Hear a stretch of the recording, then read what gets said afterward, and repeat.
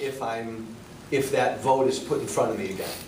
Can I have a minute to present something? Yeah. That I thought was stunning? I'm at a dinner presentation. What, do me a favor, because, come stand up. Do you mind standing? I don't want you to be stretching. I'm at a dinner presentation, something like Edward Jones, financial investment. One of the speakers got up there and said, ladies and gentlemen, contrary to most assumed opinion, our economy is in great shape. We have a GDP of $14 trillion, gross domestic product. Intuitively, that's crazy to me. So what is gross domestic product? It's the sum of all goods and services produced in this country. It used to be gross national product before 1994. Then they said, no, let's just keep the count within our borders. Not only is it the sum of all goods and services produced in this country, it includes all government spending except Social Security, welfare, and food stamps. That means that Solyndra, the bailout of General Motors, Stimulus 1 and Stimulus 2 contributed to our $14 trillion gross domestic product, in addition to $45 billion in federal foreign aid. Your point? The point is, the more they want to spend in Washington, the greater it raises the GDP, the closer it brings us to our national debt, the closer they are together. We are right now 102%. Our national debt is 102% of our GDP. In Greece, it's 160%. But in Greece, they don't count that. They don't count their foreign aid. They don't have any. So it's kind of bogus, because if you looked at just our economy, the actual workings of our economy, gross domestic product, sum of all goods and services, and you can include the military as far as government spending. But if you withdraw Solyndra and all these other things, now suddenly our ratio of GDP to national debt is more like 130%. We're not far behind Greece. Have a seat. You're right. In reality, we're in worse shape than most people know. In reality. In reality. Much worse. But I'm going to add one other layer to it that will, I think, paint a picture of us being in even worse shape than what you just said. No, I didn't go all the way. Okay, I'll go all the way. No surprise there. When you add on top of this, everything you laid out, all of our current Medicare and Social Security liabilities that we owe, that we're going to be good on, Actually, what are those? you're up near 80 to 90 trillion in debt. Debt. In debt.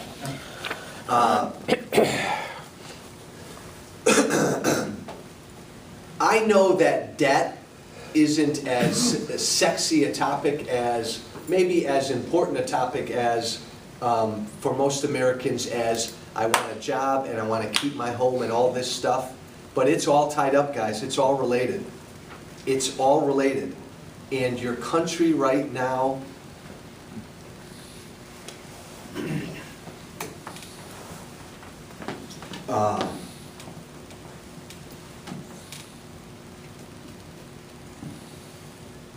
you're nodding your head. I get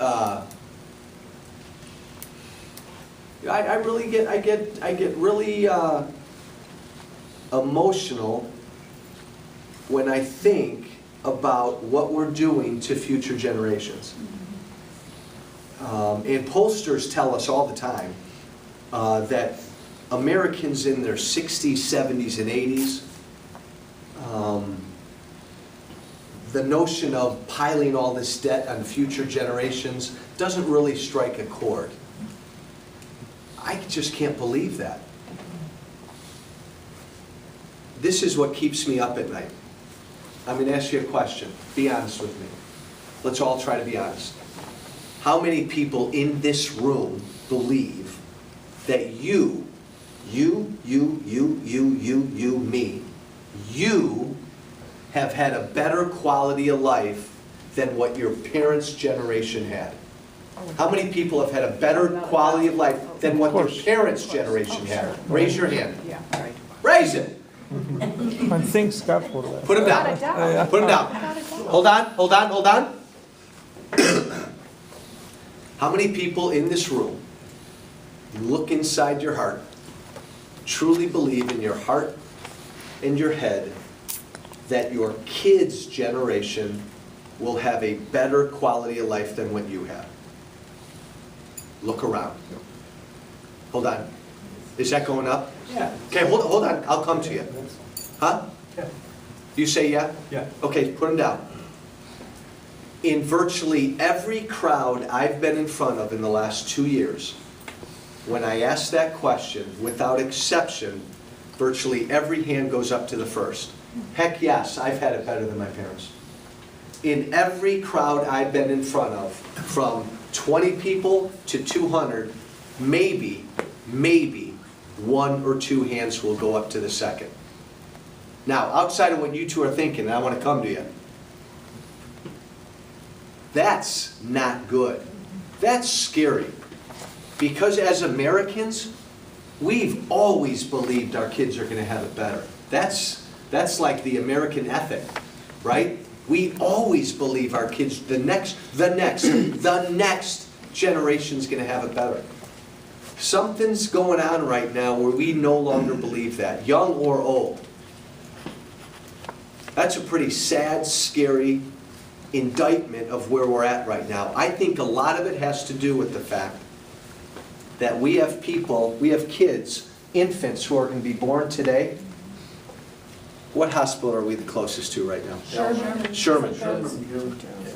Babies are going to be born at Sherman today. And on top of every baby's head born at Sherman Hospital today, right now there's about a $53,000 debt on that child's head, born. What did they do to deserve that? And also, that child born today, unless we do something, not going to be a Medicare program for that child. I'd argue Social Security won't be around for that child. That's kind of a scary thing. Now, you two guys, tell me what you're thinking.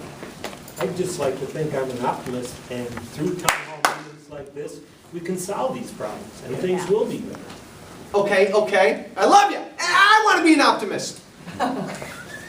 What's it going to take to make things better?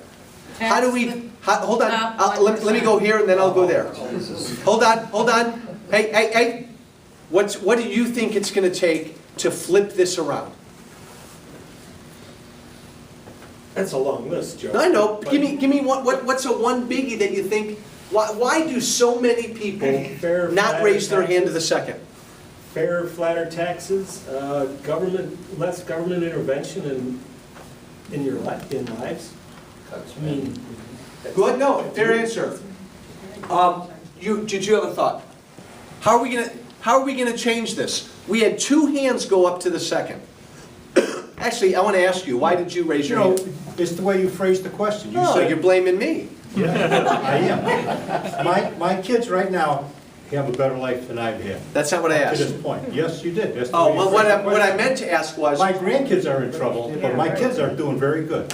how old are your kids? They're in their later 30s. Okay, then let me ask you this. Take them to when they're your age. Yeah. Do you think when they're your age, they'll have a better quality of life than what you have right now? Well, in their situation, yeah, I think they will. Because, Okay. yeah. Okay. But in fair, and I don't want to drill down on specifics. This isn't even a 70-30 issue or an 80-20 issue. I've been doing this for 2 years. I've done about over 200 town halls. I've probably done this to 8,000 people. Out of 7,000 people, I've probably had 6,950 people not raise their hand to that second question. Maybe 30 people have raised their hand. So something's going on right now. The American people don't believe the next generation's going to have it better. That's not good, and that's sad. And we as a country better figure out how to turn that around. None of us want to live in a country where we don't believe our kids and our grandkids are going to have it better than us. You said it. You used the word optimism. It's the most optimistic country in the history of the world. We gotta get back to that optimism. We've lost that optimism. Now, I can stand in front of you for the next half hour and tell you why I think we've lost it, but that's just my viewpoint. All I'm saying is we got to get it back. Yeah. We've lost it. That's not a good thing. This is the most innovative, entrepreneurial, God-fearing, energetic, dynamic country ever made to man, ever known to man. So why would? And right now, we're like just lying on our back. We're not doing anything. Why? You were going to say something, my dear. I think there's several problems that are accounting for this situation. First of all, our population has become so overpopulated, and they don't restrict, and so the overpopulation, of course, has robbed us of quality of life. And also, I'm speaking especially for Illinois. Our politicians, I'd say probably 98% of them are so corrupt, and nothing will be done about it, and never will. It's become the way of life. People do not fight back. They vote the same people in again, and when they had a chance to save the companies that we had that employed the people, what did they do? They taxed them out of the country. And so now we've got all the jobs that we want in China. The majority, they're in Mexico, they're all over the world, instead of here. And Quinn, just recently, almost lost Caterpillar for us, which is one of the last companies that we have in the state. But it's not just the state, it's the entire company. And the country, almost all the states have done that. They've taxed us, our companies, and our companies are in business to make money. You can't expect a company to be free. And so therefore, we've lost two ways that I know of for sure, which is just common sense, which people don't ever seem to bring to the point. Let me stop you for a minute. How come the smartest kids in class always sat in the front row? All right, now, you said something very provocative. 98... What does that say about us? Let the record show, I tended to sit in the back row at school. You said something very provocative. 98% of politicians are corrupt. Now, we can argue about the number, but when we say politicians are corrupt, what are we saying? What do we mean by that? What do you mean by corrupt? Give me a quick, what do you mean corrupt? I don't know. They're on payoffs. They give the companies, and well, a good example is they want to put the slot machines at the racetrack. This is a good example of the entire state and probably the country. The racetrack has never paid for itself, and it never will. There's a few people, and unfortunately, which I'm surprised, Jim Edgar, I think, was one of the best governors that we ever had. However, he also has horses, and he's on their side now. And they're getting all the publicity. And Elgin lost already. We practically depend on the river road. And so then they gave Des Plaines, which is too close to us. And I think, you know, if they had any common sense, and if anybody cared anything about us, that link is one of the major problems. Is wonder somebody doesn't go and shoot him. Okay, so good place to stop for. Hold on. Good place to stop. Before you go too far down that issue, talking about the gaming issue, I want to ask everybody, what is wrong with our politicians today?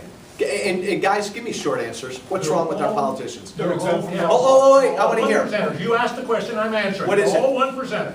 They all have a direct, immediate interest in making money. Are they them? You are a 1%er. Can I want to ask you a follow-up. When you say they're, hold on. When you say they're 1%ers, do you mean they're all wealthiest in the top 1%? So they're all wealthy.